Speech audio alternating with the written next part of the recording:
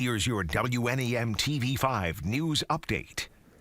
Good afternoon, everyone. I'm Colette Boyd. Here's a look at the top stories we're following today. The case against the Oxford school shooter's parents can now move forward. The Michigan Court of Appeals ruling that there was sufficient evidence presented against James and Jennifer Crumbly to bind them over for trial.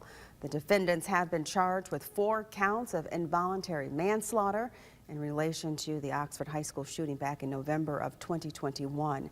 Their son, Ethan Crumbly, shot and killed 4 students and injured several others. Ethan has pleaded guilty to all charges against him, including 4 counts of first-degree murder. He remains in the Oakland County Jail awaiting sentencing. Well, the Spartan spirit is strong in New York City, where the Michigan State men's basketball team is gearing up for their big game tonight. They take on the Kansas State Wildcats. The game starts at 6:30. Now, that winner advances to the Elite 8 to face either Florida Atlantic University or Tennessee on Saturday for the right to go to the Final Four. Be sure to stay with TV5 for full coverage of tonight's game. TV5's James Felton and Cole Martins are in the Big Apple and will bring us live coverage throughout the night. More local news now. The science, technology, engineering, and mathematics education of Saginaw wants to help inspire minds of tomorrow. Saginaw STEM will be hosting STEM Saturday. This Saturday, it's from 9:30 until 12:30 at Thompson Middle School. The event is free for all students K through 12.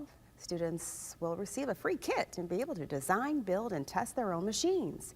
You can register for that event at saginawstem.org. Now here's Matthew with a look at your forecast. Thank you, Colette. For the rest of this Thursday, expecting drier weather or morning rain. That's been moving out of our area. We'll still hold on to some of these clouds at least early on, but we do have a little bit of a chance to see eventually some sunshine, making just a quick return to the area for this afternoon. So your hour by hour showing that some of those clouds up north breaking up as that rain moves out from the south. As we head into tonight, expecting a partly cloudy sky. For today, those high temperatures still lower to middle 40s for us. It's still a relatively mild day. We are just a little bit cooler, though, than the first half of this week. Saturday, that's the next day to watch as we have our next storm system passing through. So we have some rainfall with this, but even some snow that starts to move in, especially up into our northern counties. So that's going to be something to watch for Saturday. And there is actually a possibility we could see some snow accumulations farther up north, too. Here's a look at that probability. 50% or greater from around Standish to Mount Pleasant and anywhere north of there. If you're farther to the south, just with warmer temperatures and